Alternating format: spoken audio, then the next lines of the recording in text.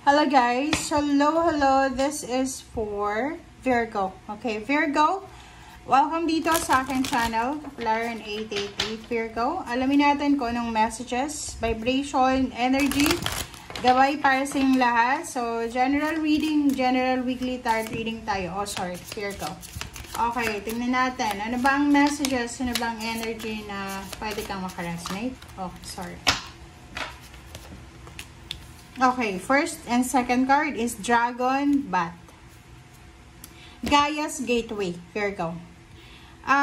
Dito sinasabi ng baraha, yung first card natin ay nagsasabi sa'yo na access Earth's inner wisdom. So, pwedeng, mayroon ditong mga Virgo na sa linggong ito ay sobrang motivated ka.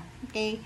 Sobra-sobra yung motivation mo na hanapin or maghanap ng mga sources of financial. Like, halimbawa na marami kang maiisip, marami kang plano na posibleng simulan sa linggong ito kung paano ka kikita ng pera or paano mo mamamaximize yung earthly things dito sa mundo or kung paano mo magagamit yung talino mo or kaalaman mo para magkamit ka ng earthly things or financial. Diba? Pera to eh. Okay? So, nakikita ko siya dito, Virgo, na sobra-sobra kang motivated. Determinado ka talaga na hanapin kung ano yung pwedeng magdala sa'yo ng success. Okay? Next word natin is Bat. Listen up. Okay? So, dito sinasabi ng baraha sa atin na kung ano man Virgo, okay, makinig ka ha, kung ano man yung ginagawa mo siya ngayon, kung ano man yan, makinig ka kasi pwede itong makatulong sa'yo. Kung ano man itong nagbibigay motivation sa'yo, nagtatrabaho ka ba, may negosyo ka ba, may plano ka ba, sinasabi ng baraha sa'yo na kailangan mong mag-focus, alisin mo yung mga outdated na paniniwala mo sa buhay, kasi like for example, isa sa mga pwede mong magawa ngayon para pagkakitaan is yung digital, 'di ba? Digital. Parang i-maximize mo kung ano yung meron sa ngayon eh. Kasi meron siguro sa inyo na maybe parang masyado kayong outdated, yung mga belief nyo masyadong makaluma.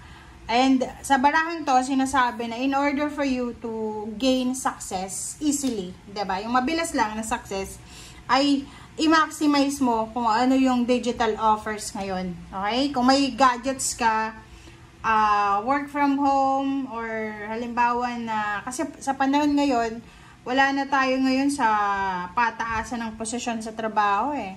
Sa ngayon is, paanoan na lang tayo eh. Sa work from home, as long as may gadgets ka, as long as na mayroon kang internet access, pwede kang makapagtrabaho. So, dito sinasabi ng baraha, open yourself. Okay, buksan mo ang sarili mo sa mga digital opportunities na pwedeng makatulong sa'yo, lalo na kung nag-i-aim ka ng financial success.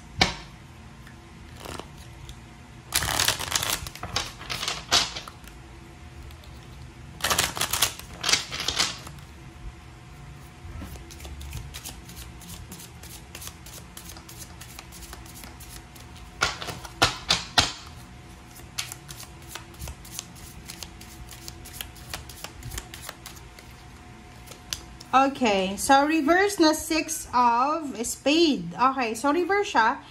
Ibig sabihin, this mouse, pag naka-reverse siya, yun na nga, sabi sir dito ng barahan na, you have the opportunity na makaalis sa kung ano man na financial problems, maka-recover ka sa kung ano man na financial stress na mayroon ka sa ngayon, by maximizing yung mga current na source of income sa ngayon. Okay, so, wow. So, it's a confirmation, Virgo. Okay? So, gamitin mo yung social media. Magaling ka ba sa computer? Pwede kang mag-aral. May mga parang forum naman, 'di ba? Na pwede kang sumali para matuto ka. Okay.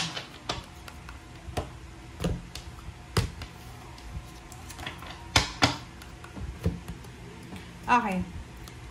King of Cups, and then Lakshmi, the world. Nakikita ko siya dito na in terms of relationship, this week, you will parang achieve emotional balance, okay? So, there's a water sign, Pisces, Scorpio, and Cancer. If you are connected, if you are attached sa isang water sign, Pisces, Scorpio, and Cancer, nakikita ko siya dito na there's something na matutulungan ka niya or may tutulong siya sa'yo para sa peaceful na resolution mo, okay?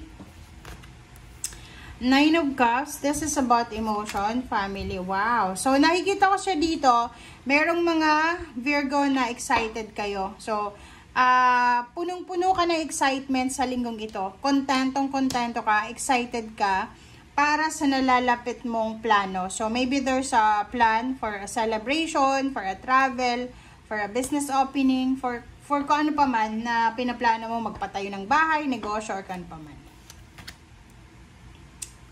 Okay, Queen of Cups and Five of Pentacles. So, if ever lang, yun nga, sabi ko, na mayroon kang mga financial problems, financial stressor, normal lang yan ha, hindi lang ikaw yung may problema. Lahat ng zodiac signs meron ng ganun. But, since andito yung Queen of Cups, ihanda mo yung sarili mo kasi sa linggong ito, this is from, October 12.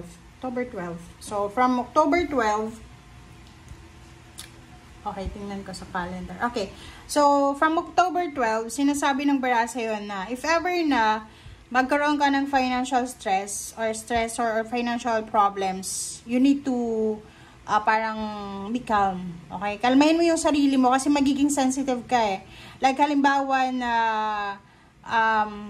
pet siya di peligro na. Diba? Halimbawa sa linggong ito, kasi 12 siya, 12, 13, 14, 15. So, maybe yung iba sa inyo, sasahod sila ng 15 or yung iba, katapusan. So, nakikita ko sa inyo dito na if ever lang na may problema kayo sa pera, don't be sensitive. Okay? Huwag tayong madala sa problema sa pera and, diba, maging negative tayo. Kasi, may solusyon naman sa lahat. Okay? Knight of Cups and the Devil. So, mag-iingat tayo. We need to be careful. Doon sa mga Virgo na are you single or in a relationship and you need money. Okay, like example lang ha, kung ikaw ay may asawa, boyfriend, girlfriend, single, and yung problema mo is pera, mayroon ditong isang tao, maybe this is Capricorn, maybe this is, earth sign, same earth signs or water sign, kung sino man siya, na pwedeng mag-offer sa'yo ng indecent proposal. Indecent proposal, there's an involvement of money, and mag-iingat kayo dito, okay? Especially kung may asawa ka, may boyfriend, girlfriend, na pwedeng pautangin ka ng taong ito, but ang kapalit niyan is kailangan mong magtaksil or kailangan mong gumawa ng masama. So, you need to be careful, okay? Thank you guys. Bye!